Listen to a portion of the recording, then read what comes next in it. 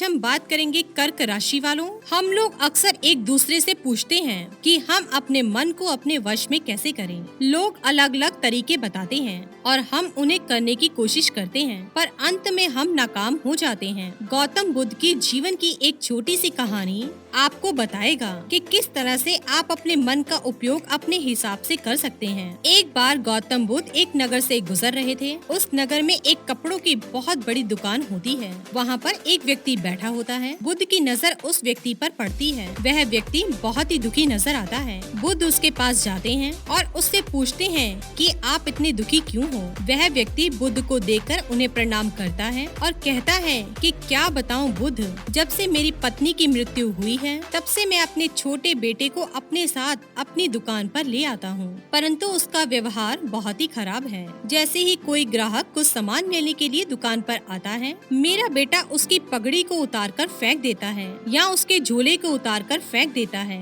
जिससे कि मेरे सभी ग्राहक अपमानित महसूस करते हैं और अब वे लोग मेरी दुकान पर नहीं आते हैं, जिससे मुझे भारी नुकसान हो रहा है। घर पर कोई नहीं है जिसके पास मैं अपने बच्चे को छोड़ नहीं सकता। मैंने अपने बेटे को बहुत समझाने की कोशिश भी करी, डांटा पीटा सब कुछ करके देख लिया, परंतु कोई भी तरीका काम नहीं आया। बुद्ध कहते हैं यदि तुम कहो तो मैं तुम्हारी सहायता कर सकता हूँ। बुद्ध की बात सुनकर उस व्यक्ति की आंखों में एक खुशी की चमक आ जाती है और वह व्यक्ति बुद्ध से कहता है, बुद्ध बड़ी कृपा होगी आपकी यदि आप मेरी इस समस्या का हल कर दे तो। परंतु बुद्ध उस व्यक्ति से कहते हैं कि मैं जो भी करूँगा उसमें तुम दखल नहीं दोगे और न ही कोई प्रश्न करोगे। तुम्हें मुझे यही वचन देना होगा। वह व्यक्ति बुद्ध को वचन देता है, आप जो भी करेंगे मैं उसमें बिल्कुल भी दखल अंदाजी नहीं करूँगा। अगले दिन बुद्ध उस दुकान पर पहुँचते हैं। बुद्ध अपने सर पर एक पगड़ी बांधे हुए होते हैं। वह बच्चा हमेशा की तरह बुद्ध के पास आता है और उनकी पगड़ी उतार कर फेंक देता है। बुद्ध मुस्कुराते हैं और उस बच्चे से कहते हैं, बहुत अच्छे बेटा,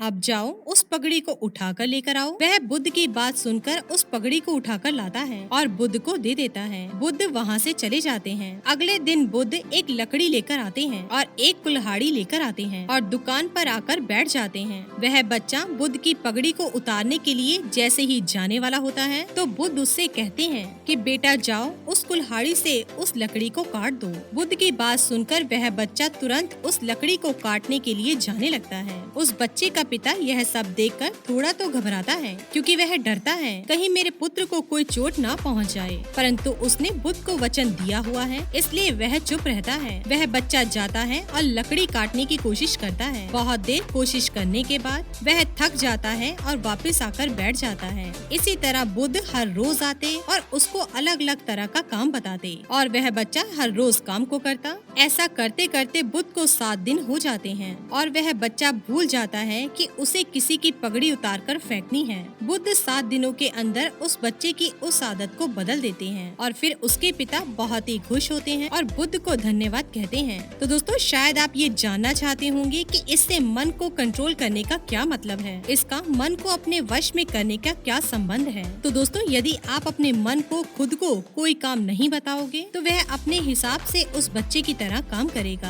आप हमेशा अपने मन से यह तो कहते हो, यह मत कर, वो मत कर, यहाँ मत जा, वहाँ मत जा, पर कभी आप उससे यह क्यों नहीं कहते, यह कर, वो कर, इसे कर, यहाँ जा। और दोस्तों, यही आपकी सबसे बड़ी गलती है। उस बच्चे की तरह हमारा मन भी हमारे वश में हो सकता है, परंतु यदि हम उसे काम बताएं, ना कि उसे रोकने का प्रयास करें। मन का स्वभाव है काम करना, कुछ सोचना, कुछ करना, और आज हमारे पास 2 विकल्प हैं। या तो मन को उसके हिसाब से काम करने दें या फिर हम उससे अपने हिसाब से काम करवाएं। अगर आप अपने मन के द्वारा अपने हिसाब का काम करवाना सीख गए तो आप पाएंगे कि आपका मन आपका इंतजार करेगा कि कब आप उसे आदेश देंगे। ज्यादातर काम मन अपने हिसाब से कर रहा है और यही सबसे बड़ी समस्या है।